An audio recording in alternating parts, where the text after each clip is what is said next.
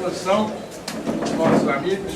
Quero saudar em você esta pujança, não só da cidade extraordinária, dessa região tão produtiva, como também da Companhia, que é um exemplo de atividade na área. Quero dizer a vocês que eu venho ao Paraná, é claro que venho sobretudo com respeito. Por quê? Porque o Paraná é o estado que mantém ainda essa liderança extraordinária na produção agrícola do nosso país.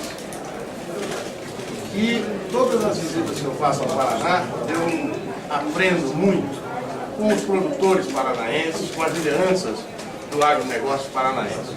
Mas desta vez ainda venho com uma felicidade adicional, com uma alegria adicional, que é estar acompanhado por essa grande liderança, esse homem que na Câmara dos Deputados é uma voz permanente em defesa da agricultura, que é o deputado Miquelete. Tenho certeza que nós vamos ter, ainda breve, mais notícias importantes dessa ação que o Miquelete faz permanentemente em defesa da nossa agropecuária. Ao lado dele, uma grande figura do Congresso Nacional, né? O Moreira Mendes, deputado, companheiro lá de Rondônia, que é o presidente da Frente Parlamentar da Agricultura. Quero saudar, claro, o nosso sempre ministro e vice-presidente do Banco do Brasil, do agronegócio, o Luiz Carlos Guedes Pinto, que é nosso amigo, companheiro, que presta tão relevante serviço também ao nosso setor.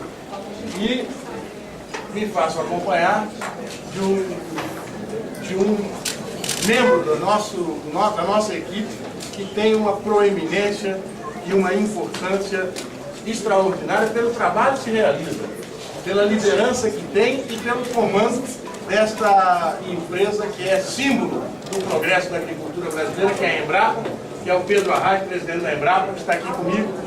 Ao mesmo tempo, saúdo os membros da minha equipe, ao Daniel, ao Jacomel, aos companheiros que aqui no Paraná nos ajudam. Quero dizer que trouxe um paranaense, que agora faz parte da nossa equipe, o Erickson Chandor, que é o novo secretário, recém-impossado, de cooperativismo, que está aqui conosco, que me foi levado pelos companheiros do Paraná para nos ajudar com a sua experiência, com a sua competência. Como hoje é um dia, eu vou negar a vocês que eu tive uma certa tristeza, porque eu percebi depois de muito tempo que a minha Ribeirão Preto não é imbatível. Eu reconheço que, apesar da pujança das duas reuniões, né, de tecnologia agrícola do Brasil, a de Cascavel e a de Ribeirão, vocês estão aqui com uma organização muito eficiente, muito e superior a Ribeirão Preto. Falei rápido para ninguém ouvir. Nós ainda não conseguimos asfaltar lá, estamos atrasados disso. Vocês paranaenses sempre fazem a gente sentir como é duro competir com vocês em qualquer coisa. Viu? Meus cumprimentos a vocês todos da imprensa. Eu quero confessar a vocês que eu estou com um pequeno problema. Nós atrasamos 1 hora o voo, a função do mau tempo. Estava fechado aqui durante muito tempo. Quase nós tivemos o risco iminente de termos que pousar lá em Foz. Mas, graças à habilidade extraordinária do comandante da FAB, ele acabou encontrando um jeito e conseguimos varar aí o bloqueio das nuvens para aterrissar. Mas isso nos atrasou e eu tenho uma agenda extremamente difícil hoje, porque eu tenho 2 compromissos em Brasília, reunião com a presidenta, que eu não posso de maneira nenhuma atrasar, e logo em seguida uma reunião com o ministro Palocci. Então eu peço que vocês percebam que o grande perdedor nisso sou eu, porque eu vou poder ficar menos aqui e discutir e acompanhar e ver menos estandes, e portanto a coletiva tem que ser uma coletiva um pouco mais reduzida, de modo que eu, se possível, quero falar para todos e não particularmente a cada um. E quero falar de assuntos que sejam de interesse do Paraná, interesse da agricultura brasileira. De modo que eu peço a vocês que se circunscrevam a um mínimo de perguntas e não repitam assuntos que já tenham sido falados. Perdão, eu não quero limitar em absoluto, tenho o maior respeito pela imprensa e sobretudo pelo trabalho de vocês, né? Mas é que realmente hoje se tornou uma imperiosidade, eu não tenho como evitar. Né?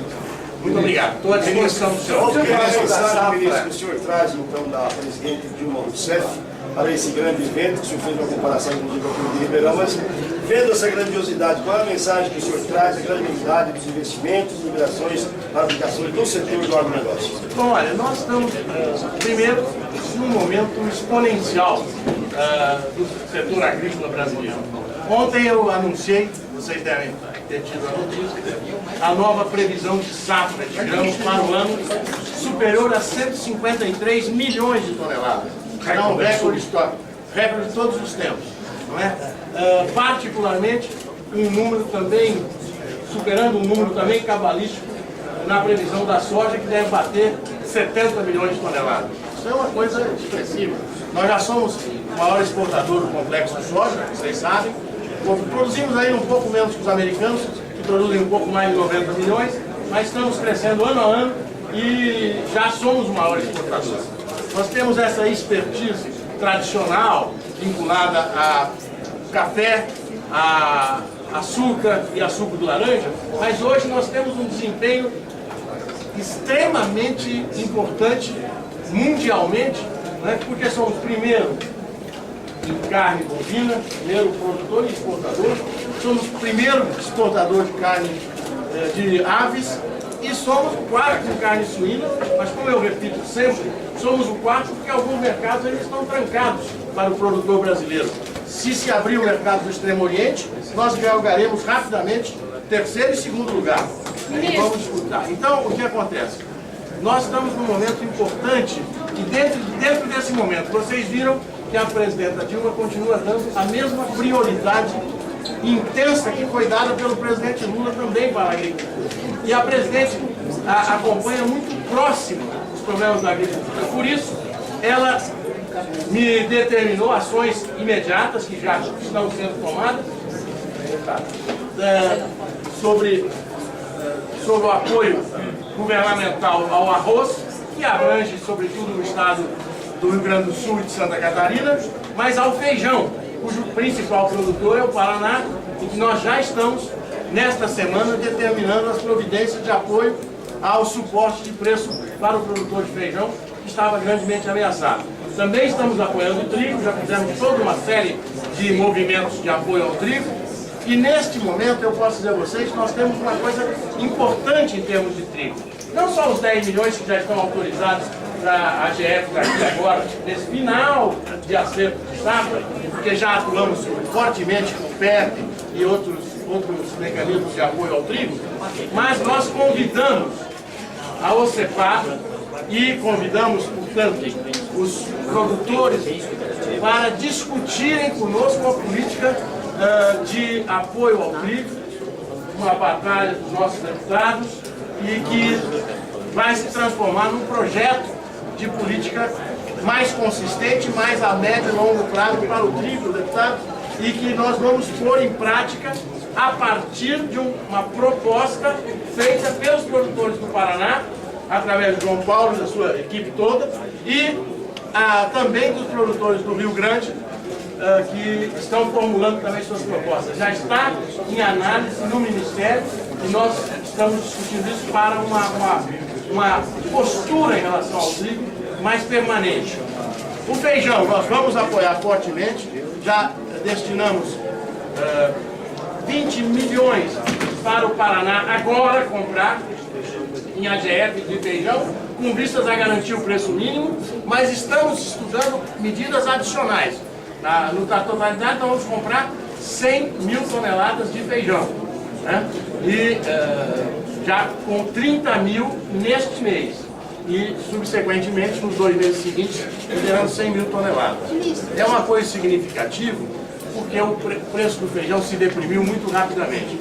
Com isso, eu chamo a atenção para como sazonalidade, como a turbulência natural do mercado de certos produtos, dão a impressão em algum momento que a agricultura brasileira esteja promovendo algum tipo de pressão por subida dos preços dos alimentos, o que não é verdadeiro. Os dois principais alimentos da mesa do brasileiro, feijão e arroz, estão com preços abaixo do preço mínimo, recebendo apoio do governo para conseguir chegar ao preço mínimo. Então é uma situação que nós temos que ter claro que a agricultura brasileira sempre foi, na verdade, âncora da inflação. Se você pegar os 10 últimos anos, os preços agrícolas estiveram, na maioria dos anos, abaixo do nível de inflação registrado naqueles anos. Acontece que há 3 meses atrás, 2 meses e meio atrás ainda, o feijão, num pico de alta, chegou a 180 até 200 reais por saca em alguns momentos. Mas isso foi um momento natural de oscilação, né? O preço do feijão tem esse gráfico econômico de altas e baixas de preço. Mas veja que neste momento o feijão está, em algumas regiões produtivas, a 60 e até a menos, até 50 reais por saco, o que mostra que ele agora está muito abaixo do preço mínimo, portanto está evitando que a inflação se generalize. Só um pouquinho, eu gostaria, só um minutinho só, vamos, questão de organização, eu tenho um compromisso com o ministro veio a Copavel, falou antecipadamente conosco sobre o seu tempo, e eu reforcei a vinda do ministro, e eu quero pedir para vocês, em nome do Paraná, em nome da Copavel, a condição que o ministro, o esforço que o ministro fez e a condição que nós precisamos dar para o ministro para ele estar em Brasília às 2 horas. Então eu quero, olha, gente, em nome da Copavel, tudo tiver mais puro neste evento, em nome da comunidade de Cascavel, nós respeitarmos o horário do ministro, porque ele falou conosco e nós assumimos com ele esse compromisso de não retardar a sua vinda. Ministro, eu gostaria que, por último, o senhor falasse sobre o Código Florestal brasileiro. Nós estamos fazendo um grande esforço em defesa da necessidade imperiosa do agronegócio brasileiro ter segurança jurídica. Não há como você pedir ao produtor novos sacrifícios se ao mesmo tempo você ameaça o produtor com uma insegurança jurídica que permanece sobre os seus ombros e que ameaça, inclusive, a continuidade das suas atividades, dos seus negócios, se nós não terminarmos este assunto, que tem um certo nível de polêmica, mas que não tem a menor dúvida do ponto de vista da agricultura. Nós achamos que foi feito um extraordinário trabalho, e ressalto o trabalho do deputado Migueleto como presidente da comissão especial, abrindo diálogo no Brasil inteiro, através de audiências públicas, fez até que o deputado Aldo Rebelo apresentou o seu relatório e a sua proposta para modificações no Código Ambiental, no Código Florestal. O que acontece? Foi um trabalho equilibrado, baseado em ciência, com muito bom senso, com muita sensibilidade para os principais problemas. O que nós estamos fazendo agora? Primeiro, os deputados, estão aqui os deputados que representam o setor rural, eles conseguiram um compromisso do recém-eleito presidente da Câmara dos Deputados de, após algo em torno de 1 mês de discussões, na segunda quinzena de março, votar o projeto. É mais importante que o Congresso Nacional decida, porque é uma questão nacional, é uma questão que diz respeito àquilo que nós temos de mais importante hoje na economia do país, que é a produção agrícola e a pecuária. Então, um momento, deixa eu explicar. Então, o que aconteceu? Isso é um acordo feito, inclusive, com as lideranças partidárias. Nós estamos fazendo um grande esforço para fazermos o mínimo de consenso necessário para que este projeto possa ser votado com condições de razoabilidade, sem que gere um confronto e uma tensão maior. Para isso, nós estamos trabalhando, tanto a bancada do agro, a bancada da agricultura, como o Ministério da Agricultura, junto a outras esferas de governo que têm opiniões eventualmente divergentes, para construirmos um consenso. É o mais importante. Por quê? Porque para evitar não é? Que o confronto leve ou a empates ou a derrogações, a prorrogações que não são interessantes para nós do agronegócio. Nós queremos votar, queremos que o Congresso Nacional decida. E eu posso dar a vocês com absoluta garantia que nós temos uma grande maioria de deputados e senadores sensíveis ao esforço produtivo do agronegócio brasileiro, do produtor brasileiro, e ao nosso lado certamente vão aprovar as modificações necessárias para dar essa segurança jurídica a todos. Podem ficar tranquilos quanto a isso. Muito obrigado em nome da Copavel. E agora vamos até o Banco do Brasil. Obrigado.